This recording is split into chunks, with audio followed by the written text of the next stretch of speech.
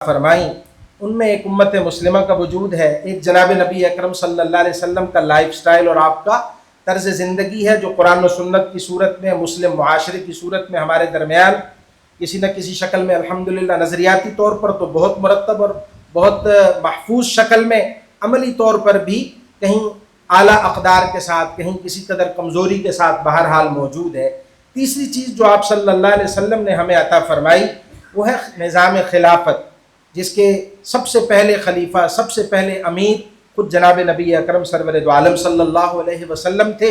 اس کے بعد حضرات خلفائے راشدین اس مسند کے وارث بنے، اور پھر یہ ادارہ کسی نہ کسی شکل میں، چاہے خلافت کا عنوان ہو، چاہے ہندوستان کے اندر جیسے حکمرانی تھی، سلطنت تھی، بادشاہت تھی، اس کے اندر نظام قرآن و سنت کی بالادستی کی شکل میں بہرحال موجود رہا اور چلتا رہا۔ ہندوستان کے اندر بادشاہ اپنے آپ کو خلیفہ نہیں کہتے تھے، بادشاہ ہی کہتے تھے، لیکن بہرحال انہوں نے فتاوی عالمگیری کی صورت میں جو ہندوستان کو قانون دیا وہ قرآن و سنت پر مبنی قانون تھا، اور انگریز نے آ کر اس قانون کو سب سے پہلے ختم کیا اور اس کو منسوخ کیا، اور نظام خلافت عثمانیہ وہ مجلۃ الاحکام العدلیہ اور دیگر جو ہے وہ دیوانی اور آئلی قوانین کی صورت میں مرتب اور منظم محفوظ طور پر نافذ العمل تھا، جو قرآن و سنت کا نظام اور قانون تھا۔ خلفاء کی ذاتی زندگی پر اعتراضات لوگ کرتے ہیں جی کہ خلافت کا جو منصب ہے، خلافت کا جو ٹائٹل ہے یہ تو بہت محترم ہے، لیکن اس پر جو براجمان شخصیات ہمارے ماضی میں گزریں وہ اپنے کردار اور اپنے شخصی احوال کے اعتبار سے تو کچھ ایسی نہیں تھی کہ جن پر ہم بہت زیادہ اعتماد کر سکیں، لیکن اصل چیز جس کا ہم رونا روتے ہیں وہ ہے نظام قرآن و سنت کی بالادستی سے محرومی، کہ جو ہم گزشتہ 100 سال سے بھگت رہے ہیں، کہ دنیا کے اندر کوئی خطہ زمین ایسا ہمیں نظر نہیں آتا جہاں نظام قرآن و سنت اپنی حقیقی روح کے ساتھ پورے طور پر جو ہے وہ نافذ اور جو ہے وہ عمل کے اندر موجود ہو، عمل پذیر ہو۔ تو اب اس بات کی ضرورت ہے، اور یہ بحیثیت امت مسلمہ ہم سب کا فرض ہے، امت مسلمہ کا فرض ہے کہ وہ اپنے لیے امام کا، خلیفہ کا تقرر کریں، اور اس کے لیے منظم جد و جہد کا آغاز کریں۔ ہر سطح پر، ہر طرح کے جو لوگ ہیں، ہر شعبہ زندگی کے جو لوگ ہیں، جب مل کر اس کی اہمیت کو اور اس کے قیام کے لیے جد و جہد کو اپنی زندگی کا محور و مرکز، اپنی زندگی کا اہم ترین فریضہ سمجھیں گے، تو تب یہ نظام خلافت کے قیام کی جو بنیاد ہے وہ ہموار ہوگی، اور اس منزل کا جو حصول ہے وہ میرے لیے، آپ کے لیے آسان ہوگا۔ ہماری آج کی جو عصر کے بعد کی نشست ہے، اس کے 3 بنیادی مہمان تھے۔ پہلے مہمان تھے جناب پیر احسان الحق صاحب الحسینی، جو اپنے سفر عمرہ کی وجہ سے اچانک جو ہے وہ ٹکٹ کنفرم ہونے کی وجہ سے آج تشریف نہیں لا سکے۔ ان کی جگہ ان کے نمائندگی کے لیے ان کے سلسلے کے ساتھی، ان کے مرید حضرت مفتی عبدالباسط صاحب ہمارے درمیان تشریف فرما ہیں۔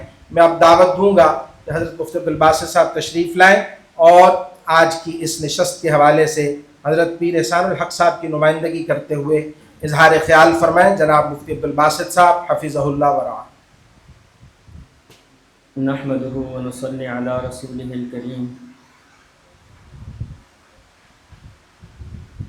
أما بعد، فأعوذ بالله من الشيطان الرجيم، بسم الله الرحمن الرحيم، يا أيها الذين آمنوا كتب عليكم القصاص في القتلى، صدق الله مولانا العظيم، اللهم صل على روح سيدنا ومولانا محمد في الأرواح، اللهم صل على جسد سيدنا ومولانا محمد في الأجساد، اللهم صل على قبر سيدنا ومولانا محمد في القبور۔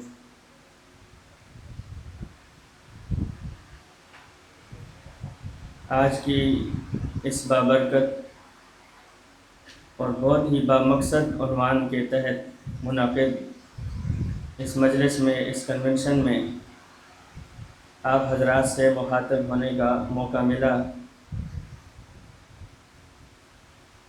اللہ رب العزت سے دعا ہے کہ اللہ تعالی ہم سب کا اس فکر پہ جمع ہونا قبول فرمائے۔ اس کنونشن کا عنوان، اس کا مقصد اور تحریک خلافت علی منہاج النبوہ، اس تحریک کا مقصد ساری باتیں ہم سب کے سامنے آ چکی ہیں، اور ابھی حضرت مفتی طیب صاحب یہ بات ارشاد فرما رہے تھے کہ خلافت کا قیام یہ فرض ہے۔ کوئی بھی چیز جب اس کو کہا جاتا ہے کہ یہ فرض ہے، تو مسلمان کے ذہن میں، ایک اسلامی مطالعہ رکھنے والے شخص کے ذہن میں سوال آتا ہے کہ اس کی دلیل کیا ہے۔ تو قرآن کریم کی جو آیت میں نے تلاوت کی ہے، اس آیت میں اللہ رب العزت ارشاد فرما رہے ہیں، یا ایھا الذین آمنوا کتب علیکم القصاص فی القتل، اے ایمان والو تم پر قصاص فرض ہے۔ جب بھی کسی جگہ کوئی شخص، کوئی مسلمان، کوئی فرد اسلامی مملکت میں قتل ہو جائے تو اس کا قصاص لینا فرض ہے۔ اب قصاص کون لے گا؟ اس میت کے ورثاء، اس مقتول کے ورثاء اٹھ کے خود قاتل کو قتل کر دیں، اس کی اجازت اسلام نہیں دیتا، بلکہ اسلام پہلے نظام خلافت، ایک پورے نظم کو قائم کرنے کی دعوت دیتا ہے۔ اب مقتول کا جو قصاص ہے وہ فرد خود نہیں لے سکتا، وہ نظام لے گا، اور وہ نظام ہے نظام خلافت۔ نظام خلافت کے بغیر قصاص کا نظام قائم نہیں ہو سکتا۔ اسی سپارے کے اندر اور اسی صورت کے اندر چند ہی سطروں کے بعد، چند لائنوں کے بعد حکم آ رہا ہے، یا ایھا الذین آمنوا کتب علیکم الصیام، اے ایمان والو تم پر روزے فرض ہیں۔ اب میں اور آپ جتنے بھی مسلمان ہیں، رمضان المبارک کا مہینہ آتے ہی رمضان کے اندر روزوں کا کس قدر اہتمام کرتے ہیں، اس پر ہم اللہ کا شکر کریں، لیکن ہم خلافت کے قیام سے کس قدر غافل ہیں، اس پر ہمیں بہت زیادہ فکری اعتبار سے سوچنا چاہیے، بہت غور و فکر کرنا چاہیے کہ جو قرآن ہمیں نماز کی فرضیت بتا رہا ہے، جو قرآن اللہ کا ہمیں روزوں کی فرضیت بتا رہا ہے، وہی اللہ کا قرآن ہمیں خلافت کے قیام کی فرضیت بھی بتا رہا ہے۔ ہم اس سے کیوں غافل ہیں؟ اور اسی غفلت کے نتیجے میں آج ہم پوری دنیا کے اندر ذلت اور رسوائی دیکھ رہے ہیں۔ آپ صلی اللہ علیہ وسلم نے مدینہ طیبہ ہجرت کرنے کے بعد سب سے پہلے اسلامی خلافت کا قیام عمل میں لایا، اور ایک خلیفہ کے طور پر، اسلام کے ایک رہنما کے طور پر، ایک رہبر کے طور پر اسلامی نظام کا قیام کیا، اور پھر جوں جوں احکامات نازل ہوتے گئے، افرادی سطح پہ ہوں یا اجتماعی سطح پہ، آپ صلی اللہ علیہ وسلم ان کا نفاذ فرماتے گئے۔ اور یہ جو ہم احادیث میں واقعات سنتے ہیں، آپ صلی اللہ علیہ وسلم کی خدمت میں ایک عورت آئی جس کا نام تھا فاطمہ، اور وہ ایک بڑے خاندانی اعتبار سے بڑے گھرانے سے تعلق رکھتی تھی، اس پہ چوری ثابت ہو گئی، تو آپ صلی اللہ علیہ وسلم نے اس کے لیے قصاص کا حکم نافذ فرمایا، اور اس کے لیے ہاتھ کاٹنے کا جب حکم دیا تو اس کے خاندان کے لوگ آئے سفارش کے لیے کہ ایک بڑے اعلیٰ خاندان سے تعلق رکھتی ہے، اس کے لیے کوئی گنجائش نکالی جائے۔ تو آپ صلی اللہ علیہ وسلم کا وہ تاریخی احادیث مبارکہ کا وہ تاریخی حصہ جو ہر مسلمان اکثر ایسے موقعوں پہ بولتے ہیں، آپ صلی اللہ علیہ وسلم نے ارشاد فرمایا کہ اگر اس فاطمہ کی جگہ میری بیٹی فاطمہ بنت محمد صلی اللہ علیہ وسلم وہ ہوتی تو اس کا ہاتھ بھی ایسے ہی کاٹا جاتا، کیونکہ یہ ایک نظام ہے، اسلامی نظام خلافت، یہ کوئی افراد کے لیے یا کوئی معاشرے کے اندر کمزور لوگوں کے لیے نہیں، بلکہ یہ سب کے ساتھ برابر درجے کی حیثیت میں نافذ ہوتا ہے۔ پوری دنیا کے اندر امن و سکون قائم کرنے کے لیے اسلامی نظام کا، خلافت کا نظام قائم کرنا انتہائی ضروری ہے، اور اس کے لیے سب سے بنیادی چیز فرد کے اندر وہ ہے اپنی ذاتی اصلاح۔ انسان کے اندر جو نفسانی خواہشات ہیں، انسان کے اندر جو نفس کی پیدا کردہ بیماریاں ہیں، ان کی اصلاح ہوگی، اس کے بعد پھر انسان اس نظم کو سوچے گا۔ جب تک انسان اپنے نفس سے باہر نہیں آتا، میں مثال عرض کرتا ہوں، یہاں کسی بھی جگہ کوئی امدادی سامان آئے اور امدادی سامان تقسیم کرنے والے افراد، ان کی سب سے پہلی نظر کس چیز پہ ہوتی ہے؟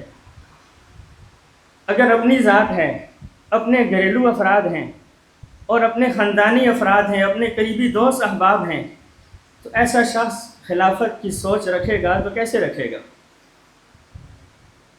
میں حضروں کے ایک بزرگ ہیں، حضرت پیر سید یوسف شاہ صاحب، بہت بڑے عالم ہیں، بہت بڑے اللہ کے ولی ہیں، ان کی زبان سے میں نے یہ بات سنی۔ وہ فرما رہے تھے کہ ایک دفعہ حضرت علامہ شبیر احمد عثمانی رحمہ اللہ سے کسی نے پوچھا کہ حضرت آپ پاکستان کے بنیادوں کے اندر آپ نے جو کردار ادا کیا یہ بہت عظیم کردار ہے، لیکن آپ براہ راست سیاست میں کیوں نہیں آتے؟ انہوں نے اپنی عاجزی کے لیے ایک جملہ بولا تھا، اپنی عاجزی بیان کی۔ انہوں نے فرمایا کہ سیاست میں وہ شخص آئے جس کی 2 آنکھیں ہوں۔ فرمایا حضرت سمجھے نہیں، کیا بات ہے، اس میں کیا بیان کر رہے ہیں؟ فرمایا ایک آنکھ سے اپنا مفاد دیکھے، دوسری آنکھ سے امت کا مفاد دیکھے۔ جس شخص کے اندر یہ اہلیت نہیں ہے، وہ شخص خلافت کے قیام کے لیے افرادی محنت تو کر سکتا ہے لیکن خلیفہ بننے کا لائق نہیں ہے۔ خلیفہ بننے کے لیے سب سے بنیادی طور پر اپنے مفاد کو قربان کرنا جانتا ہو، ایسا شخص خلافت کا اہل ہے۔ اور ایسے افراد کی تیاری کے لیے بنیادی طور پر اصلاح نفس، تزکیہ نفس بہت ضروری ہے۔ تزکیہ نفس، اصلاح نفس کا لفظ آپ اکثر پڑھتے بھی ہوں گے، سنتے بھی ہوں گے، لیکن انسان کے اندر جو بیماریاں ہیں، حب جاہ، حب مال، آپ صلی اللہ علیہ وسلم کی مبارک حدیث ہے کہ بھوکا بھیڑیا اگر بکریوں میں چھوڑ دیا جائے وہ اتنا نقصان نہیں کرتا جتنا حب جاہ اور حب مال کا جو بیمار شخص ہے وہ نقصان کرتا ہے۔ یہ بیماریاں کیسے نکلیں گی؟ اس کے لیے اصلاح نفس ضروری ہے۔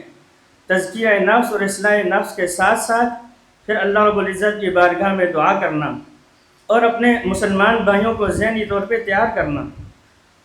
اس طرح ہم فرداً اپنی اصلاح کے کام کے ساتھ ساتھ معاشرے کے اندر خلافت کی آواز لگائیں۔ اپنے خاندان برادری میں جہاں ہمارے تعلقات ہیں، جہاں ہمارے رسم و رواجات ہیں، وہاں ہم خلافت کی بات کریں، وہاں ہم اسلامی خلافت کا لٹریچر تقسیم کریں، اور بالخصوص خلفائے راشدین سیدنا ابو بکر صدیق رضی اللہ تعالیٰ عنہ سے لے کر سیدنا علی المرتضیٰ شیر خدا رضی اللہ تعالیٰ عنہ تک، جن کی خلافت پر پوری امت کا اجماع ہے، خلافت علی منہاج النبوت پر جن لوگوں نے اپنی ساری زندگیاں لگائی ہیں، ان کی سیرت کو اپنے گھروں کے اندر بچوں کو پڑھایا جائے، اپنے افراد کو پڑھایا جائے، اس پہ محنت کی جائے۔ تو اس طرح ہم اسلامی خلافت کے قیام کے لیے جدوجہد کرنے والوں میں شامل ہو جائیں گے۔ اللہ رب العزت سے دعا ہے کہ اللہ تعالیٰ ہم سب کی حاضری قبول فرمائیں اور اس محنت اور فکر کو لے کر پوری دنیا میں پھیلنے کی توفیق عطا فرمائیں۔ وما علینا الا البلاغ المبین۔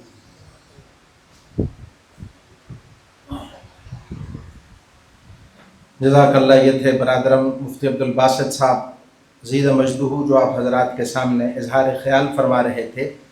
بلا شبہ ہر انسان اپنی ذاتی حیثیت میں بھی اس زمین پر خلیفہ ہے، اور ایک نظم اجتماعی ہے جس کو خلافت کہتے ہیں، جس کے اندر ایک خلیفہ کا تقرر ہوتا ہے۔ دونوں چیزیں آپس میں ایک دوسرے کے ساتھ لازم و ملزوم ہیں۔ انسان جب تک اپنی انفرادی حیثیت میں اپنے خلافت کے تقاضوں کو اور اللہ کے زمین پر اللہ کے احکامات کی تنفیذ کے لیے اپنے جان و مال کی، احساسات اور جذبات کی قربانی نہیں دے سکتا، تو ظاہر ہے کہ اس وقت تک وہ زمین پر نظم اجتماعی کی شکل میں اللہ کے قانون کی تنفیذ کے لیے بھی جد و جہد نہیں کرے گا۔ اور یہی بدقسمتی سے اس دور حاضر کا المیہ ہے کہ اس کے اندر ہم سب جس نفس نفسی کے دور میں اور جس مادیت کے گرداب میں پھنسے ہوئے ہیں، اس میں ہم سب صرف اپنے پیٹ کے جو ہے وہ اور منہ کی لذتوں اور آسائشوں کے، تن کی آسائشوں کے غلام بن کر رہ گئے ہیں، اور ہمیں جو اپنا مقصد تخلیق ہے اس زمین پر جو ہے وہ اللہ کی بندگی اور اللہ کے بندوں کو اللہ کے بندوں کی غلامی سے نکال کر صرف ایک رب واحد کی غلامی اور بندگی کی طرف لانا، اس مقصد سے ہم یکسر طور پر اپنے آپ کو لا تعلق کر بیٹھے ہیں۔ اللہ جل شانہ اس مقصد کی طرف ہمیں واپس آنے کی توفیق عطا فرمائے، اور اپنا مقصد تخلیق انفرادی طور پر بھی اور نظم اجتماعی خلافت علی منہاج النبوہ کے قیام کے حوالے سے بھی، دونوں چیزوں کو اللہ جل شانہ مجھے اور آپ کو ہمیشہ پیش نظر رکھنے اور اس کے لیے قربانی دینے کی توفیق عطا فرمائے۔ آج کی اس عصر کے بعد کی نشست کے دوسرے مہمان مقرر مخدوم محترم جناب پیر سید احمد نقشبندی صاحب، نائب امیر، نائب صدر جمعیت علماء پاکستان، وہ بھی آج الحمدللہ ہمارے درمیان تشریف فرما ہیں۔ میں دعوت دیتا ہوں حضرت کو، مخدوم محترم جناب پیر سید احمد نقشبندی صاحب دامت فیوزہم کو، رہنما جمعیت علماء اسلام، جمعیت علماء پاکستان، کہ وہ تشریف لائیں اور اپنے قیمتی خیالات کا اظہار فرمائیں۔ مخدوم محترم جناب پیر سید احمد نقشبندی حفظہ اللہ ورعاہ۔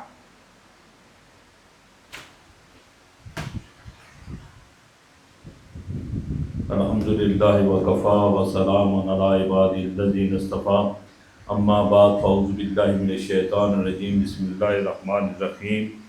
اللہ تعالیٰ قرآن کریم میں جب ارشاد فرماتے ہیں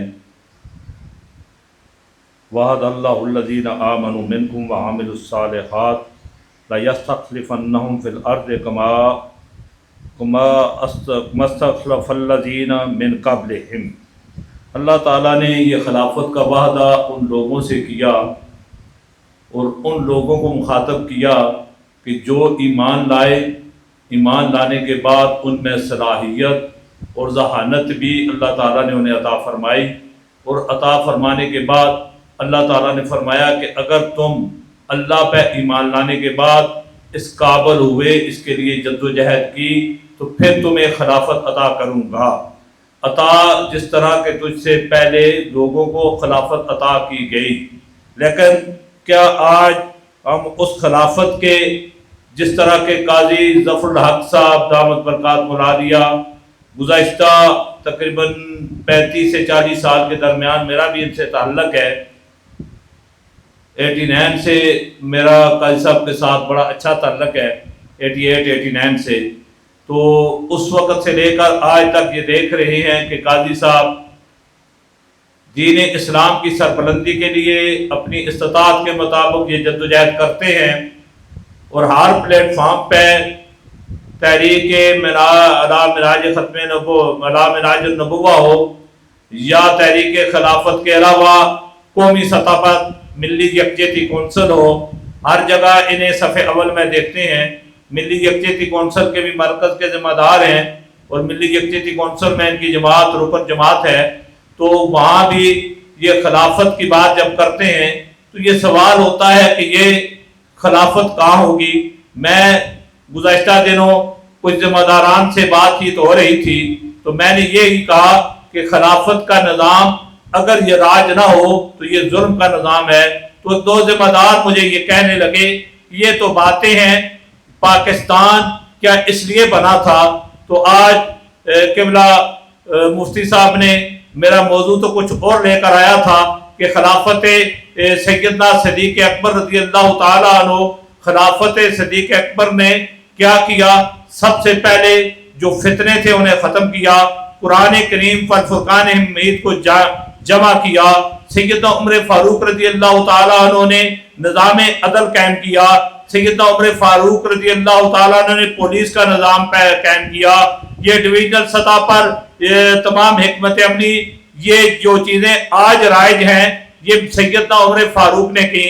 سیدنا عثمان ذی النورین کا دور دیکھیں، سیدنا علی المرتضیٰ کا دیکھیں، سیدنا حسن مجتبیٰ کا دیکھیں، پھر خلافت ثانیہ سیدنا حضرت عمر بن عبدالعزیز کی جو فتوحات ہیں، جو کردار ہے جنہیں خلیفہ خلافت راشدہ کے بعد بھی خلافت راشدہ کا حصہ دیا جا سکتا ہے اور دیا جاتا ہے، پھر دور اس خلافت عثمانیہ، یہ ساری بات۔ لیکن میرا موضوع تھوڑا قبلہ مفتی صاحب نے تبدیل کر دیا کہ تزکیہ نفس کیا ہے۔ وہ جو تزکیہ کرنے والے ہیں یہ اللہ والے ہیں، انہوں نے ہمیں کیا دکھایا، اور انہوں نے ہمیں کیا خلافت کا راستہ بھی دکھایا، کیا انہوں نے ہمیں نظام حکومت یا نظام بھی دکھایا۔ پاکستان کی بات کرتے ہیں، جب پاکستان بن رہا تھا تو پاکستان بننے کے لیے جو آل انڈیا مسلم لیگ تھی اس میں پہلے تمام علماء و شیخ تھے، لیکن اس کے بعد جس وقت محمد علی جناح اس آل انڈیا مسلم لیگ میں شامل ہوئے تو اس کے بعد امیر ملت پیر سید جماعت علی شاہ محدث علی پوری نے ایک محمد علی جناح کو خط لکھا اور خط کے ساتھ ساتھ 3 چیزیں آپ کی طرف بھیجی، ایک قرآن کریم بھیجا، ایک تسبیح بھیجی اور ایک ٹوپی بھیجی۔ اور جو واپسی پہ خط لکھا قائد اعظم محمد علی جناح نے، جو آج بھی علی پور شریف کی لائبریری میں موجود ہے، کہ قائد اعظم محمد علی جناح نے جو واپسی پہ خط لکھا اس نے کہا حضور آپ کا تحفہ مجھے مل گیا اور آپ کی بات میں سمجھ گیا ہوں، آپ کی بات میں سمجھ گیا ہوں۔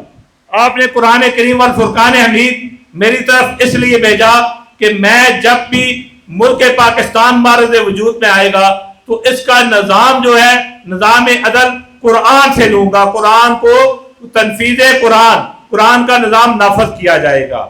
پھر اس نے کہا کہ آپ نے میری طرف ٹوپی بھیجی، آج کے بعد میں نماز نہیں چھوڑوں گا، یہ ٹوپی نماز کی پہچان ہے، سر پہ ٹوپی رکھ کے نماز پڑھا کروں گا۔ پھر جو تسبیح بھیجی، میں آج کے بعد وعدہ کرتا ہوں کہ میں ہر وقت نبی رحمت صلی اللہ علیہ وسلم پہ درود پاک بھیجا کروں گا۔ تو ثابت یہ ہوا کہ قائد اعظم محمد علی جناح اس چیز کے قائل تھے کہ پاکستان جو معرض وجود میں آ رہا ہے یہ نظام خلافت کے لیے، نظام قرآن کے لیے، نظام خلافت کیا ہے؟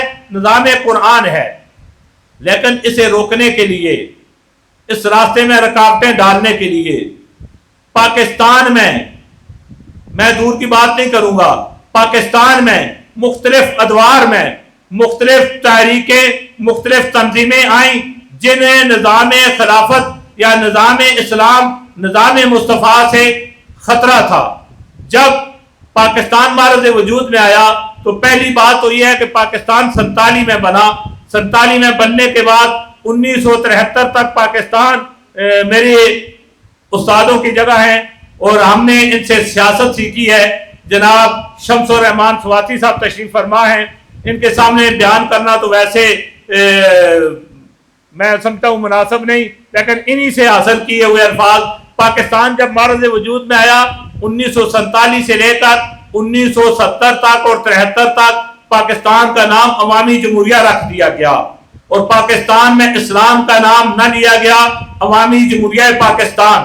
جب 1970 کے انتخابات ہوئے بدقسمتی سے اس وقت پاکستان تو لخت ہوا، تو اس کے پیچھے کون سی سازش تھی؟ آج ہم یہ نہیں بیان کرتے وہ سازش کرنے والا کون تھا۔ ہمارے قائدین نے اس وقت بارہا مطالبہ کیا کہ مرزا احمد قادیانی جو پاکستان کا وزیر خوراک ہے، اسے مغربی پاکستان کے حقوق پہ ڈاکہ ڈال رہا ہے اور وہاں تعصب پھیلا رہا ہے اور پاکستان کو 2 حصوں میں تقسیم کرنے کی سازش کر رہا ہے، لیکن اس وقت کے حکمرانوں نے اپنے اقتدار کے نشے میں مست ہو کر قائدین کی بات نہ سنی۔ پھر وہ وقت آیا کہ 1970 کے انتخابات کے بعد ہمیں ایک بہت بڑے سانحہ سے گزرنا پڑا، پاکستان 2 حصوں میں تقسیم ہو گیا۔ جب پاکستان بنگلہ دیش بن گیا اور پاکستان ہمارا صرف پاکستان رہ گیا، مغربی اور مشرقی پاکستان 2 علیحدہ ہو گئے۔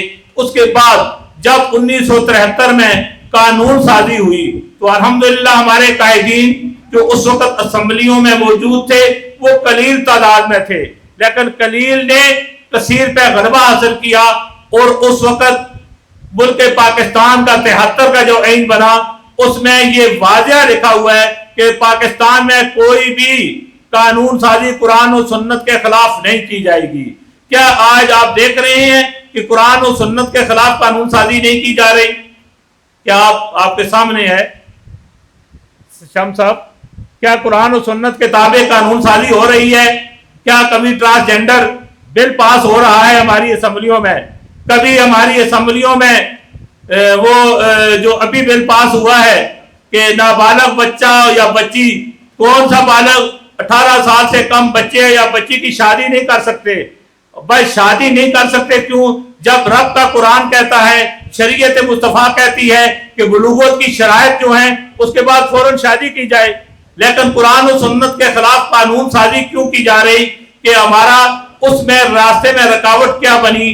میں یہ گزارش کر رہا تھا کہ ہمارے قائدین نے جب بھی اجتماعی اکٹھے ہوئے، جب قائدین نے دیکھا کہ 73 میں یہ قانون تو بن چکا ہے، اس کے عملی تنفیذ کی ضرورت ہے، تو اس وقت تحریک جو چلی، ذوالفقار بھٹو صاحب نے 77 کے انتخابات میں جرلو انتخابات ہوئے. میں اس وقت مجھے وہ انتخابات یاد ہے، ہمارے حلقے سے پروفیسر عبدالغفور صاحب، اس وقت ہمارا قوم بھی اسلام آباد میں تھا، واضح اکثریت سے جیت گئے تھے. لیکن رات کو نہیں، دوسرے دن یا تیسرے دن ہمیں اطلاع ملی کہ یہاں راجہ ظہور احمد صاحب کو کامیاب قرار دے دیا گیا ہے. اور یہاں اس حلقے سے صوبائی اسمبلی کے پیر محبوب شاہ برہمی جیت چکے تھے، تیسرے دن کسی خان کو جتوا دیا گیا. یہ سارا کچھ ہوتا رہا. پھر اس وقت ہمارے قائدین نے سب نے اکٹھے ہو کر تحریک نظام مصطفیٰ کے نام سے تحریک شروع کی. اور تحریک نظام مصطفیٰ کا بنیادی مقصد کیا تھا کہ ہم نے یہاں نظام مصطفیٰ یعنی کہ خلافت کا نظام نافذ کرنا ہے. لیکن اس کے بعد جب جنرل ضیاء الحق صاحب آئے، میں لمبی بات نہیں کرتا، بڑا لمبا عرصہ گزرا، تو پھر اس کے بعد دیکھا کہ یہ لوگ تو طاقت میں آ جاتے ہیں. بڑے عرصے بعد جب کراچی کے بلدیاتی انتخابات ہوئے تو وہاں دو جماعتوں کا مقابلہ ہوا، جمعیت علماء پاکستان اور جماعت اسلامی کا. بلدیہ کے میر اس وقت عبدالستار اخوانی بنے اور قائد حزب اختلاف صدیق راٹھور بنے، اور دیگر جماعتوں کا، سیاسی جماعتوں کا میں آٹے میں نمک کے برابر حصہ تھا. جب انہوں نے دیکھا کہ یہ لوگ پھر آ جائیں گے تو کراچی میں ایک لسانیت کی بنیاد پر مسلمانوں کو اور امت مسلمہ کے ان غیور لوگوں کو تقسیم کر کے وہاں ایم کیو ایم مہاجر، تم بھی مہاجر میں بھی مہاجر، جی اے مہاجر کا نعرہ لگایا گیا. تو اس وقت ہم نے جو نعرہ، اس نعرے کا جواب دیا تھا، ہم نے کہا تھا جاگ، اور اس کے بعد مختلف نعرے لگائے گئے. ہمارے پاس ابھی بھی حکمران موجود ہیں. ہمارے پنجاب میں ایک نعرہ لگا تھا، جاگ پنجابی جاگ، تیری پگ نو لگ گیا داغ، تو سہ گئے کھا کے ساگ، ہوں تو جاگ پنجابی جاگ. یہ 88 کے بعد نعرہ لگا تھا. اور اس کے بعد ہم نے جو نعرے کا جواب دیا تھا، وہ نعرہ کیا تھا؟ ہمارا یہ نعرہ تھا کہ نسل پرستی، صوبہ پرستی، قومی ذلت، قومی پستی، دین نبی کی بالا دستی، کشمیر سمیت چاروں صوبوں کی یکجہتی، لا الہ الا اللہ محمد رسول اللہ. لیکن مختلف سازشوں نے، میں اس میں کوئی بندہ مجھ سے ناراض ہوئے، بے شک ہوئے، ان مختلف اوقات میں مختلف سازشوں نے، قبلہ شاہ صاحب تشریف فرما ہے، مجھ سے زیادہ تحریکوں کو سمجھتے ہیں، مرکزی ذمہ دار ہیں، کہ سازشوں نے کیا کیا کہ مذہبی قوتوں کو یکجا نہیں ہونے دیا. اور مذہبی قوتیں یکجا نہ ہونا، اس میں میری بھی خامی ہے. میری جماعت ہے، اپنا شمس صاحب تشریف فرما ہے، جماعت اسلامی کے مرکزی قیادت ہے، قبلہ سید عتیق الرحمان شاہ مرکزی نائب ناظم اعلیٰ اول ہیں جمعیت اہل حدیث پاکستان کے، کہ مذہبی قوتوں کو تقسیم کیا گیا. لیکن اس کے باوجود جب بھی مذہبی قوتیں اکٹھی ہوئیں، آپ ذرا میں زیادہ نہیں، میں جو اپنی یاد میں اپنی آنکھوں کے سامنے دیکھا، تحریک ختم نبوت چلتی ہے، تحریک ختم نبوت میں اسمبلیوں میں ہماری تعداد کم ہے، سیکولر قوتوں کی زیادہ ہے. لیکن جب مذہبی قوتیں یکجا ہو جاتی ہیں، تمام مکاتب فکر یکجا ہو جاتے ہیں، وہاں کوئی جماعت اسلامی نہیں، جمعیت علماء اسلام نہیں، جمعیت علماء پاکستان نہیں، جمعیت اہل حدیث نہیں، سب کا ایک ہی نعرہ ہوتا ہے کہ ہم نے ختم نبوت کا مسئلہ حل کرنا ہے اور قادیانیوں کو کافر قرار دلوانا ہے.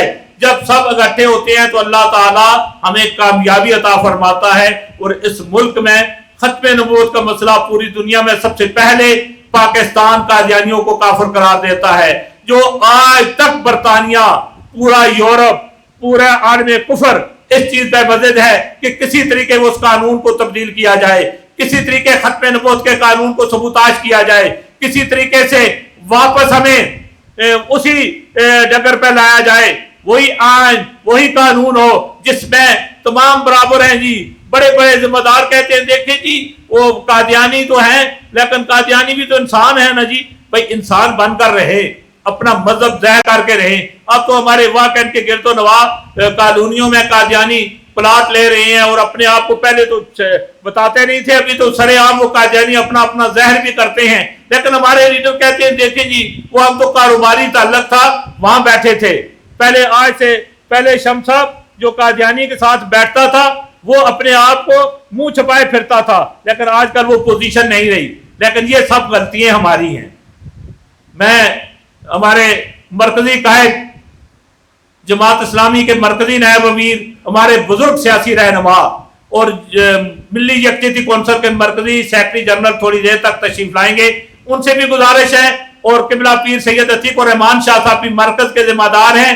खुदारा जिस वक्त भी उम्मत इकट्ठी हो गई, याद रखें, और ये वक्त है, ये खला है, ये खला है। और काजी साहब सबको याद करा रहे हैं कि खिलाफत मुस्तफ़ी के लिए, खिलाफत नबुव्वा के लिए आप इकट्ठे हो जाएं, निज़ाम मुस्तफ़ा के लिए इकट्ठे हो जाएं, तो फिर मुकाबला कर सकते हैं। वगरना हमारी दास्तान तक भी ना रहेगी। दुनिया की दास्तानों में वो शेर हम पे फिट आता है। मैं अर्ज कर रहा था कि जिस वक्त हम इकट्ठे हुए तो उसमें अल्लाह ताला ने हमें कामयाबी दी। फिर मुख्तलिफ अदवार आए। 2002 के इंतखाबात में पूरी कौम इकट्ठी हुई, दूर में नहीं जाता, पूरी कौम इकट्ठी हुई। यहाँ जनरल इलेक्शन हुए। जिस तरह भी हमारी कोई पॉलिसियों में कुछ चीज कमी थी, जिस वजह से यहाँ से कौमी और सूबाई का एक ही शख्स जीत गया। जब ज़िमनी इंतखाबात हुए तो अमीर भाई पूरी इलेक्शन कैंपेन में मेरे साथ थे। ये इत्तेहाद की बरकत थी।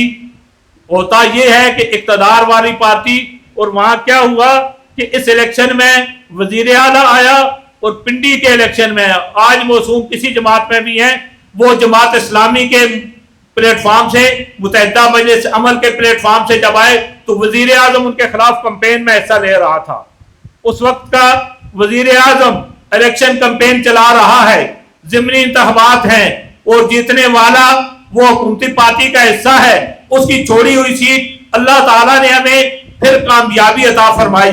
तो कामयाबी क्यों अता फरमाई कि तुम अगर इकट्ठे हो जाओ, तुम इत्तेहाद कर लो, तुम यकजा हो जाओ, तुम भी हो जो कि इस आयात करीमा का मिस्दाक हो कि तुम्हारे पास सलाहियत भी है, ज़हानियत भी है, तुम इक़्तिदार, तुम्हें खिलाफत सौंपी जा सकती है, तुम खिलाफत के अहल हो।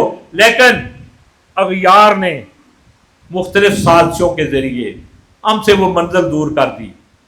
मैं बचपना था, बल्कि नौजवानी थी। मैं टेक्सला यूईटी में अंजुमन तलबा इस्लाम का एक प्रोग्राम था, तो मैं वहाँ जा रहा था बतौर, उस वक्त मैं डिस्ट्रिक्ट रावलपिंडी अंजुमन तलबा इस्लाम का नाज़िम था। तो यूईटी टेक्सला जा रहा था। जब मैं टेक्सला, हम तो गाड़ियों पे ही सफ़र करके जाते हैं, टेक्सला बाईपास पे कुछ नौजवान खड़े थे और कुछ बुजुर्ग पास खड़े थे। वो कहने लगे जरा साइड पे खड़े हो जाओ, वहां तालिब इल्म खड़े हैं, तालिब इल्म खड़े हैं, वो बदतमीज हैं।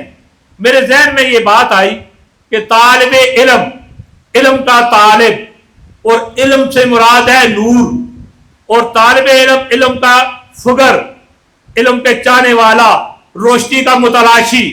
क्या वजह है कि रोशनी का मुतलाशी है और उसके पास खड़े होने के लिए कोई तैयार नहीं? वजह क्या है?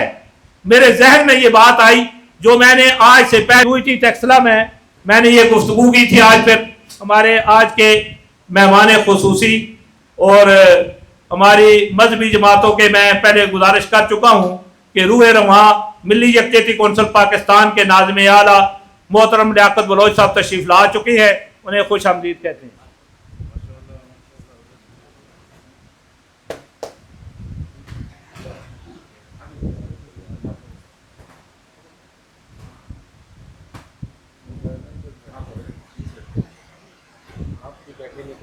लियाकत बलोच साहब तशरीफ फरमा है। मैं जो तजवीज़ दे रहा था वो यही तजवीज़ दे रहा था। जिस वक्त भी कौम इकट्ठी हुई तो अल्लाह ताला ने हमें कामयाबी से सरफराज किया, और आज भी इस वक्त की जरूरत है, और इस वक्त जो खला है वो पुर कर सकती है तो हमारी क़यादत पुर कर सकती है। ये साजिश और ये है कि हमारे पास क़यादत नहीं। काजी हुसैन अहमद साहब रहमुल्लाह दुनिया से चले गए, इमाम शाह अहमद दुरानी दुनिया से चले गए, अब क़यादत करने वाला कोई नहीं। अल्हम्दुलिल्लाह आज भी हमारे पास साफ और शफाफ क़यादत मौजूद है, लेकिन हमें इकट्ठा होने की जरूरत है। जब भी उम्मत इकट्ठी हुई, मैंने गुजारिश की 2002 में हम इकट्ठे हुए, दुनिया ने देखा تحریک خط نبوت میں اکٹھے ہوئے, تحریک نفاذ نظام مصطفیٰ میں اکٹھے ہوئے. دنیا نے دیکھا کہ دنیا کی نظریں مذہبی قیادت پر تھیں, لیکن جس وقت ہم اس جگہ سے علیحدہ ہوئے, کہیں نسل پرستی کی بات ہوئی. میں عرض کر رہا تھا کہ جس وقت کراچی کا زور توڑنے کے لیے تمام تر حربے استعمال کرنے کے باوجود کراچی میں ایم پی ایم کو بنایا گیا, تو انہوں نے جیے مہاجر, تم بھی مہاجر میں بھی مہاجر, جاگ مہاجر جاگ مہاجر. تو اس وقت ہم نے اس کو یہ جواب دیا تھا کہ نسل پرستی, صوبہ پرستی, قومی ذلت, قومی پستی, دین نبی کی بالادستی, کشمیر سمیت چاروں صوبوں کی یکجہتی, لا الہ الا اللہ محمد رسول اللہ, ایک لا الہ الا اللہ محمد رسول اللہ ہے جس پہ پوری قوم اکٹھی ہو سکتی ہے.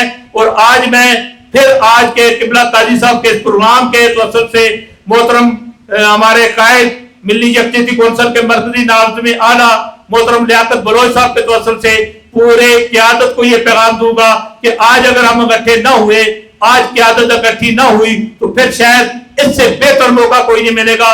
اس وقت سیاست کی میدان میں خلا ہے, اور اس خلا کو پر کرنے والی یہی شخصیات ہے جو پر کر سکتی ہیں, جنہوں نے اسمبلیوں میں رہ کر اپنا دامن صاف رکھا, اپنے دامن پہ کوئی دبا نہیں آنے دیا.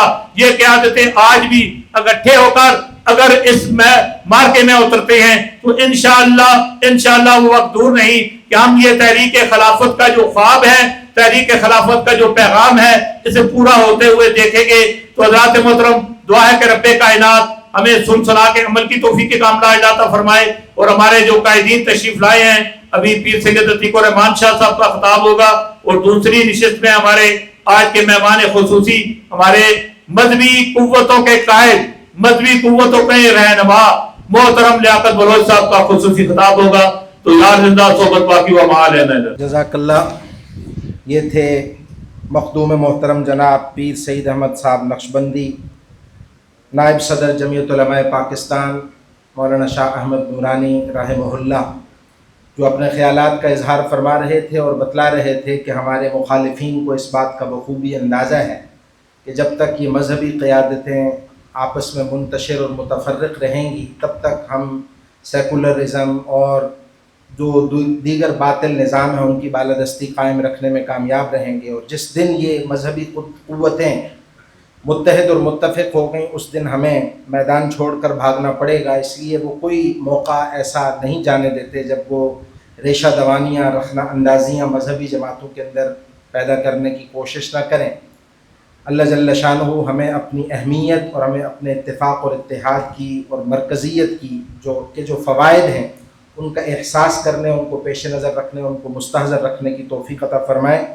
حضرت پیر صاحب کے بیان کے دوران مرکزی نائب امیر جماعت اسلامی پاکستان جناب لیاقت بلوچ صاحب دامت فیوزہم, جو ملی یکجہتی کونسل کے جنرل سیکرٹری بھی ہیں, وہ, اور اسی طریقے سے رہنما جماعت اسلامی پروفیسر وقاص خان صاحب جو ضلعی نائب امیر بھی ہیں جماعت اسلامی ضلع راولپنڈی کے, وہ اور ان کے رفقاء ہماری آج کی اس بزم کا محفل کا حصہ بنے.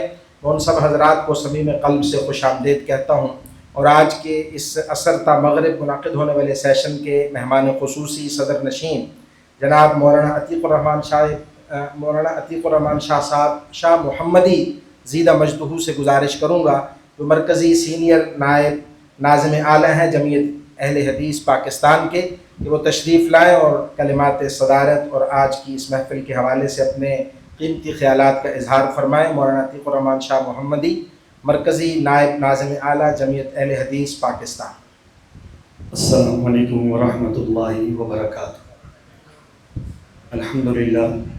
الحمدللہ وحدہ والصلاة والسلام علی من لا نبی بعدہ. اما بعد فاعوذ باللہ السمیع العلیم من الشیطان الرجیم. بسم اللہ الرحمن الرحیم. وَإِذْ قَالَ رَبُّكَ لِلْمَلَائِكَةِ إِنِّي جَاعِلٌ فِي الْأَرْضِ خَلِيفَةً.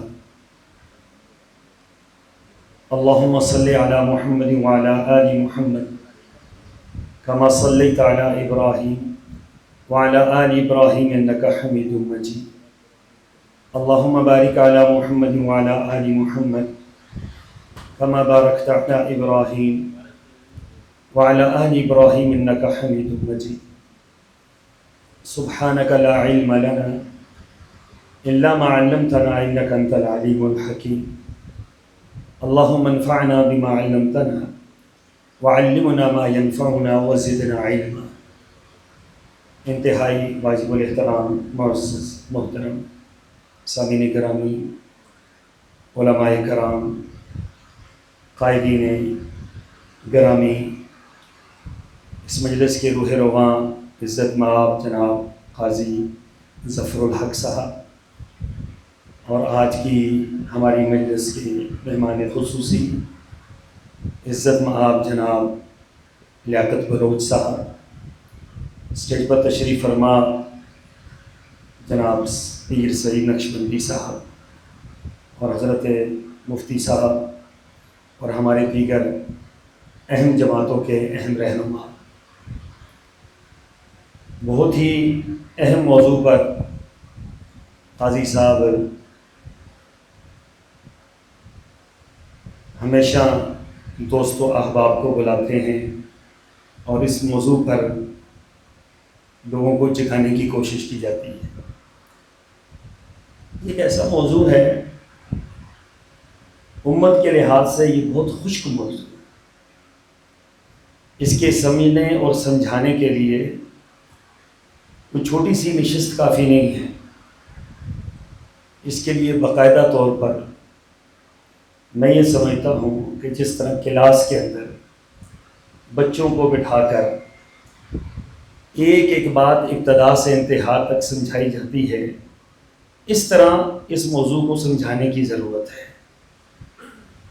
5 منٹ میں 10 منٹ میں یہ پورے کا پورا موضوع خلط ملط ہو جاتا ہے.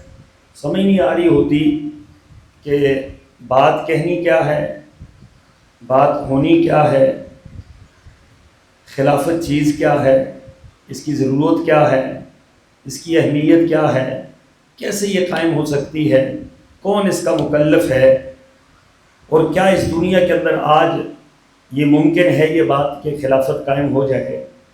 یہ سارے کے سارے وہ سوالات ہیں کہ جن کا جی بھر کے جواب دیا جانا یا جس کے بارے میں مکمل رہنمائی کرنا یہ بہت ضروری چیز ہے. اب یہاں پر تو کسی ایک سوال کا جواب بھی نہیں ہو سکتا ہے، یہاں پر صرف ایک درد بیان کیا جا سکتا ہے، ایک کسک جو محسوس کر رہے ہیں وہ آپ کے سامنے رکھی جا سکتی ہے، ایک اجڑی ہوئی جو ویران شدہ بستی ہے اس کا نوحہ کیا جا سکتا ہے. باقی تو بات کرنی یا اس کے بارے میں پوری آگاہی یہ بہت مشکل کام ہے. اس لیے میں یہ سمجھتا ہوں کہ ہمارے ہاں کافی ساری چیزوں کو عجیب تقسیم کر دیا گیا ہے. مثلا 1 لاکھ انبیاء دنیا میں آئے تو 1 لاکھ انبیاء کس کے لیے آئے تھے؟ قرآن نے تو اس کا وضاحت کی ہے کہ وہ کس لیے دنیا میں آئے تھے، اللہ تعالیٰ نے کس لیے بھیجا تھا، ان کا مقصد کیا تھا دنیا میں آنے کا. بعثت انبیاء کا مقصد دنیا میں آنے کا کیا تھا؟ اگر بعثت انبیاء کا مقصد دنیا کے اندر آنا صرف حکمرانی تھا تو اس میں کتنے انبیاء حکمران بنے ہیں؟ آپ دیکھ لیں، انبیاء کی تاریخ اٹھا کر دیکھیں، 1 لاکھ سے زیادہ انبیاء وہ دنیا کے اندر تشریف لائے، ان کے اندر خلیفہ کتنے تھے؟ تو آپ کو سمجھ آ جائے گی کہ اس کا مطلب یہ ہے کہ خلیفہ تو 2-3 ہی تھے، تو باقی کیا تھے؟ باقی کیا دعوت دے رہے تھے دنیا کو؟ باقی کامیاب ہوئے یا نعوذ باللہ من ذالک کا ناکام ہو کے دنیا سے چلے گئے؟ نبی ناکام نہیں ہوتا، نبی تو کامیاب ہوتا ہے. نبی ساری دنیا میں سب سے بڑھ کر کامیاب ہوتا ہے. نبی کی دعوت سب سے بہترین دعوت ہوتی ہے. نبی کے دلائل سب سے زیادہ قوی ہوتے ہیں. نبی کا کردار سب سے زیادہ اجلا ہوتا ہے. نبی کے معاملات سب سے زیادہ صاف ہوتے ہیں. تو کیا رسول اللہ صلی اللہ علیہ وسلم نے فرمایا کہ بعض انبیاء کو ماننے والے کل قیامت کے دن ایک شخص اٹھے گا امت میں سے، ایک شخص، ایک نبی ہے، ایک امتی ہے، اور بعض انبیاء ایسے بھی تشریف لائیں گے جن کے ساتھ ایک امتی بھی نہیں. تو کیا خیال ہے کہ جن کے ساتھ ایک امتی بھی نہیں ہے تو تو وہ کیا نعوذ باللہ من ذالک کا ناکام ہوئے؟ ایسا نہیں.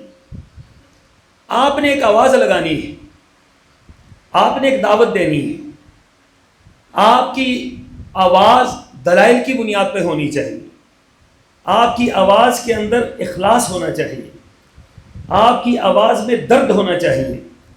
آپ کی آواز میں ایک مکمل تسلسل ہونا چاہیے. تو اس کا نتیجہ آپ کے اور میرے بس کی بات نہیں ہے، نتیجہ تو میرے اللہ نے نکالنا ہے. ہم تو صرف ایک آواز لگانے والے ہیں کہ دنیا کو جگائیں کہ خلافت بھی کوئی چیز تھی. اور بھائی خلافت بھی کوئی چیز ہے. ہماری ذمہ داریوں میں خلافت بھی ایک بہت اہم معاملہ ہے. اگرچہ دنیا نے خلافت کو بھی تقسیم کر دیا ہے. ہماری اپنی فیملی کے اندر ہم نسل در نسل پیچھے سے پیر چلے آ رہے ہیں، تو وہ خود کہتے ہیں آپ خلیفہ، مجھے کہتے ہیں آپ چوتھے خلیفہ ہیں. میں نے کہا شکر ہے، چلو چوتھا تو بنا لیے. اب کس بات کے خلیفہ ہیں؟ نہ میرے پاس کوئی اختیار ہے. خلیفہ مجازی ہے، خلیفہ حقیقی ہے، خلیفہ فلاں ہے. آپ نے تو خلافت کو بھی جو ہے خلافت کے لفظ کو ہی کہیں اور لے گئے. اب میں اگر چوتھا خلیفہ ہوں، میں تو اس پہ راضی ہوں، پھر بھائی میں تو خلیفہ ہوں. میری خاندانی پس منظر تو ہے، ہم علامہ انور شاہ کشمیری کے خاندان سے ہیں، بابا سعید مسعود نروری کے خاندان سے ہیں، تو خلافت تو ہماری چل رہی ہے، تو میں نے اس خلافت پہ راضی ہوں. لیکن وہ کیا خلافت ہے کہ جس کے اندر میرا اقتدار میرے اپنے جسم پر بھی نہیں نافذ، میرا اقتدار میرے گھر پر بھی نہیں نافذ، میرے اقتدار یا میرا اختیار میرے محلے پر نہیں ہے، میرے لوگوں پر نہیں ہے. تو یہ اپنے آپ کو شاید دھوکہ دینے والی بات ہے. ہم نے خلافت کے لفظ کو نا بہت عجیب و غریب لفظ یہ قرار دیا ہے. پھر یہ بھی دیکھیں کہ ہمارے ہاں یہ بھی آواز اٹھی ہے کہ خلافت ایک فرسودہ نظام تھا، نعوذ باللہ وہ ختم ہو گیا، اب تو جدید نظام آ رہے. تو آپ دیکھ لیں کہ کچھ عرصہ پہلے تک پاکستان بننے کے بعد علماء کی دو آراء تھیں. ایک رائے یہ تھی کہ جمہوریت یہ اسلام کے ساتھ میل نہیں کھاتی، اور ایک یہ تھا کہ نہیں، جمہوریت اسلام ہی کا تھوڑا موٹا، اس کو آپ تھوڑا بہت چینج کر کے یہ اسلام ہی کا ایک حصہ ہے. تو کیا آپ نہیں کہتے کہ اس میں اختلاف موجود نہیں ہے؟ علماء کرام کی دو آراء تو اس میں موجود ہے. وہ چیز جمہوری اسی نظام کو، جو جمہوری آپ کا نظام مروج ہے، اسی ہی کو اسلام کا عکس قرار دیتے ہیں. کچھ عرصہ پہلے تک ہمارے ہی یہاں پر ایک نعرہ لگتا تھا کہ جمہوریت کفر ہے، کافرانہ نظام ہے، اور آج وہی پہ نعرہ لگ رہا ہے کہ جمہوریت عین اسلام ہے. تو آپ نے ایک 10 سال کے اندر اسی کو کافر اور اسی کو مسلمان کر کے آپ نے رکھ دیا. تو بتلائیں نا کہ لوگ کیا کریں گے بیچارے؟ لوگ اس آپ کے موقف کو مانیں گے یا آج آپ کے موقف کو مانیں گے؟ اب کیا نظام دینا چاہتے ہیں؟ ابھی آپ یقین جانیں، میں بنگلہ دیش سے ہو کر آیا ہوں، تو مجھے انہوں نے یہ کہا ہے کہ ہمیں تو یہ لگتا ہے کہ جس طریقے سے اسلام کا کوئی سیاسی نظام ہے ہی نہیں. تو بات تو یہی سمجھ آتی ہے کہ اسلام کا سیاسی نظام ہے تو پھر اس کو پیش کیوں نہیں کیا جا رہا؟ وہ کون سا سیاسی نظام ہے؟ اچھا، اگر آپ اب خلافت کی بات کرتے ہیں تو پھر اس کا مطلب ہے کچھ عرصہ پہلے خلافت قائم ہوئی تھی، کہاں پر؟ بغداد کے اندر. وہ ایک بندہ اٹھا، نہ اس کا کوئی پس منظر نہ کوئی بات، چند بندوں کو ساتھ لگایا، اس نے خلیفہ کا نعرہ لگا دیا، اور اس نے سنی مسلمانوں کا وہ حشر کیا کہ وہ دیکھنے والا تھا. خون میں نہلا دیا پورے بغداد کو، اور شام تک اس کی جو نحوست تھی شام تک گئی وہاں تک. اور کتنے ہزاروں مسلمان ایک خلیفہ کے نام پر قتل کر دیے گئے. ابھی آپ جب خلافت کی بات کرتے ہیں تو شاید کئی قوتیں آپ کو غور سے دیکھیں گی کہ یہ کیا کہنے چلے ہیں، یہ کیا کرنے چلے ہیں. اس لفظ کو بدنام کیا گیا ہے، اس لفظ کو تاریکی میں ڈال دیا گیا ہے، اس لفظ کو دہشت کا ایک نشان بنا دیا گیا ہے، اس لفظ کو بغاوت کا ایک جملہ بنا دیا گیا ہے. ابھی حال ہی میں بہت کم سوشل میڈیا دیکھتا ہوں، تو ایک صاحب ٹی وی پر بہت لمبا چوڑا لیکچر دیا، شاید وہ کسی بڑی سوسائٹی کے آنر ہیں، تو وہ خلافت قائم کرنے چلے تھے. باقاعدہ پورا میکینزم انہوں نے تشکیل دیا تھا. اس کے لیے پورا بیٹھ کر انہوں نے ٹی وی کے اوپر 2 سے 2.5 گھنٹے لوگوں کی مغز ماری کی. میں نے بھی 5-10 منٹ ان کے خطاب کو سنا. تو انہوں نے پورا میکینزم بنایا ہوا تھا کہ خلافت ہی قائم ہوگی. اب وہ خلیفہ صاحب غائب ہو گئے کچھ دنوں سے. وہ خلیفہ ہیں کدھر ہے پتہ ہی کوئی نہیں ہے، کہ جنہوں نے کل نعرہ لگایا آج وہ خلیفہ ہی غائب ہو گیا. بھئی بات یہ ہے، گزارش یہ ہے کہ میں اس بات کا قائل ہوں کہ میرے قائدین بیٹھے ہوں تو بات وہی کریں، کیونکہ چھوٹا منہ بڑی بات اچھی بات نہیں ہوتی۔ حضرت تشریف فرما ہیں جو عرصہ دراز سے ہماری قیادت کر رہے ہیں، لیاقت بلوچ صاحب، لیکن یہ ہمارا ایک درد ہے کہ ہم ابھی تک سمجھ نہیں پائے کہ خلافت ہے کیا چیز۔ ہم خلافت کے ساتھ شاید کھیل رہے ہیں، ہم خود خلافت کو اچھے طریقے سے نہیں سمجھ پا رہے کہ یہ مسئلہ کیا ہے۔ بنیادی طور پر دیکھیں، اللہ تبارک و تعالیٰ نے جب انسان کو بنایا تھا تو انسان کو بنانے سے پہلے اللہ نے یہ لفظ استعمال کیا تھا، انی جاعل فی الارض خلیفہ۔ آپ کو تو بطور بنایا ہی، تخلیق ہی بطور خلیفہ کی ہوئی، انسان بطور خلیفہ ہی کی تخلیق ہوا۔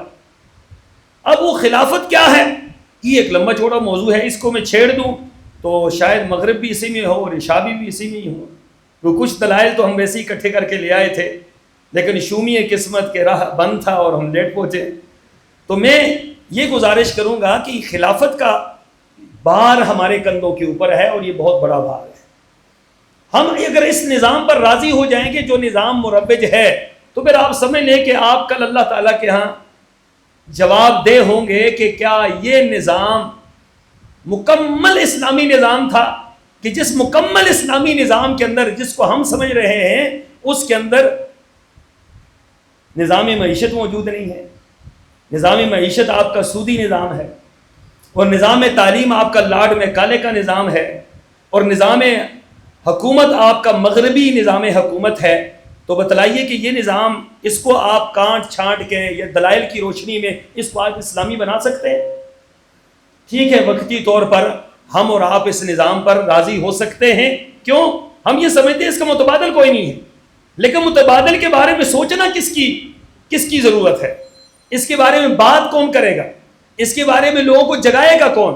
اگر آپ اس لفظ خلافت کو بھلا بیٹھیں گے تو میں یہ سمجھتا ہوں بہت بڑا آپ نقصان کریں گے۔ کیوں کہ جب خلافت عثمانیہ کا سقوط ہوا ہے تو جس طرح مولانا فرما رہے تھے کہ باقاعدہ طور پر لکھا گیا تھا، ان کو کیا پریشانی تھی خلافت سے؟ خلافت کا سب سے بڑا فائدہ یہ ہوتا ہے کہ پوری امت ایک جگہ پر ہوتی ہے اور ایک بندے کے ماتحت ہوتی ہے، پوری دنیا ایک طرف۔ خلافت عثمانیہ ٹوٹی پھوٹی خلافت تھی، بالکل کمزور خلافت تھی، لیکن اس کے اثرات کیا تھے کہ پوری دنیا کے اندر کفار کامتے تھے اس خلافت کی وجہ سے۔ اگرچہ بہت کمزور تھی، لیکن کمزور بھی اتنی طاقتور ہوتی ہے خلافت اتنی۔ آپ دیکھیں نا دنیا کے اندر کتنے مسلمان ملک ہیں، 57 اسلامی ممالک ہیں، 57 اسلامی ممالک کی آواز کے اندر قوت کیوں نہیں ہے؟ اس لیے نہیں ہے، اکٹھے نہیں ہیں۔ اب مولانا کہتے ہیں میر صاحب کہ ہم سارے جو ہیں اکٹھے ہیں۔ بھائی ہم سارے اکٹھے ہیں تو کیا پس منظر میں تھوڑا سا جائیں تو توحید کے معاملے میں، ٹھیک ہے، نماز کے معاملے میں، زکوٰۃ حج کے معاملے میں اور اسلامی بینکاری کے معاملے میں ہر مسئلے میں علماء کرام کا اختلاف نہیں، شدید ترین اختلاف علماء کرام کا۔ خلیفہ کا فائدہ یہ ہوتا ہے کہ فیصلہ خلیفہ کرتا ہے اور اللہ کے حکم کے مطابق کرتا ہے، ہر ایک کو ماننی پڑتی ہے۔ یہاں آپ کچھ مان رہے کچھ نہیں مان رہے، آپ کی بات میں نہیں مانتا، میری آپ نہیں مانتے۔ آپ اسلامی بینکاری کو درست سمجھتے ہیں، میں اس کو غلط سمجھتا ہوں، میں اس کو کھلواڑ سمجھتا ہوں اسلام کے ساتھ، میں اس کو اسلام کے نام پر بدنما داغ سمجھتا ہوں۔ اس کو میں یہ کہتا ہوں کہ اسلام کے نام پر کتنا بڑا دھوکہ دیا جا رہا ہے کہ 70 سال ہم نے ایک نظام کے خلاف آواز اٹھائی ہے، آج یہ کہا جا رہا ہے یہی بینک اسلامی بینک ہے۔ ٹرائبل ایریا میں آپ جائیں، آپ کے ہر علاقے میں لکھا ہوا ہے نیشنل بینک اسلامی بینکاری، حبیب بینک اسلامی بینک، فلاں بینک اسلامی بینک، تو بس بینک ہے اوپر اسلامی لکھ دیا ہے تو بات تو ختم ہو گئی، تو یہی اسلامی ہے۔ اسی طریقے سے کچھ عرصے کے بعد مجھے شک پڑ رہا ہے، اللہ نہ کرے یہ بات پوری ہو، کچھ عرصے کے بعد آپ کے وزیر اعظم کو خلیفہ اسلامی کہا جائے گا، تو بس یہی خلافت ہے، پھر راضی رہیں اس پر۔ تو بھائی بڑی غور و فکر کی بات ہے، یہ بڑا سنجیدہ موضوع ہے اور بہت اہم ترین موضوع ہے، بہت حساس موضوع ہے۔ اس کو آپ جب چھیڑیں گے تو کافی سارے عقدے کھلیں گے، کافی سارے خوبصورت چہروں سے نقاب اتریں گے، کافی سارے نظام جو ہیں وہ آپ کو اپنے پاؤں کے نیچے روندنے پڑیں گے، اپنے بھی مفادات آپ کو پیچھے کرنے پڑیں گے، اور پھر قرآن و سنت کو سامنے رکھ کر قرآن و سنت کے آئینے کے مطابق، اللہ اور اس کے رسول کے احکامات کے مطابق آپ کو خلافت کے راستے پر چلنا پڑے گا. اور میں یہ سمجھتا ہوں اس راستے کی طرف چلنا تو آپ کا کام ہے، آگے کامیاب کرنا یہ میرے اللہ کا کام ہے. فرمایا وعد اللہ الذین آمنوا منکم وعملوا الصالحات لیستخلفنہم فی الارض. فرمایا کہ اللہ نے وعدہ کیا ان لوگوں سے. کن لوگوں سے؟ 2 شرائط کے ساتھ. پہلی شرط ایمان اور دوسری شرط عمل صالح. ایمان آپ کا مضبوط ہو قرآن و سنت کے عین مطابق، اور عمل آپ کا مضبوط ہو قرآن و سنت کے عین مطابق. جب آپ ان 2 چیزوں کو مضبوطی سے اختیار کریں گے تو پھر اللہ تبارک و تعالیٰ نے یہ وعدہ کیا ہے، اور اللہ کا وعدہ سچا ہے. اللہ اپنے وعدے کی خلاف ورزی نہیں کرتا. اللہ کا وعدہ کیا ہے؟ لَيَسْتَخْلِفَنَّهُمْ فِي الْأَرْضِ. علماء بیٹھے ہیں، پوچھئے ان سے، یہ تاکید کا جملہ ہے لَيَسْتَخْلِفَنَّهُمْ فِي الْأَرْضِ. یہاں تاکید کے ساتھ بات آئی ہے کہ ضرور بے ضرور اللہ تعالیٰ آپ کو زمین کی خلافت عطا کرے. یہ نہ سوچیں کیسے ہوگا، کیسے حالات بنیں گے، بس یہ بات تو ختم ہو چکی ہے، اب ممکن ہی نہیں ہے. نہیں، ممکن کو ناممکن کو ممکن بنانا یہ میرے اللہ کا کام. آپ کا اور ہمارا کام ہے قدم اٹھانا. آپ کا اور ہمارا کام ہے اخلاص نیت کا مظاہرہ کرنا. آپ کا اور ہمارا کام ہے درست سم پر لوگوں کی رہنمائی کرنا، اس کا نتیجہ نکالنا. یہ اللہ کا کام ہے. ہماری زندگی میں نکلے یا نہ نکلے، میں نہیں سمجھتا کہ آج جو آواز یہاں پر قاضی ظفر الحق صاحب نے اٹھائی ہے تو شاید کسی کا خیال ہوگا کہ قاضی صاحب خلیفہ بننا چاہ رہے ہوں گے. تو قاضی صاحب کیوں نہیں بن رہے؟ ٹھیک ہے، انہوں نے پہلے کہہ دیا لا حول ولا قوت الا باللہ. تو اس کا معنی یہ ہے کہ یہ ایک آواز لگا رہے ہیں، وہ جو بھولا ہوا سبق ہے یاد دلا رہے ہیں کہ آپ کا ایک اہم سبق ہے بھائی، ایک اہم موضوع آپ کا چھوٹ گیا ہے، ایک اہم ترین چیز آپ کی زندگی سے محو ہو چکی ہے، آپ کے دل اور دماغ سے نکل چکی ہے، آپ اس کو بھلا چکے ہیں. اس چیز کو یاد کروانے کی محنت ہے، جد و جہد ہے.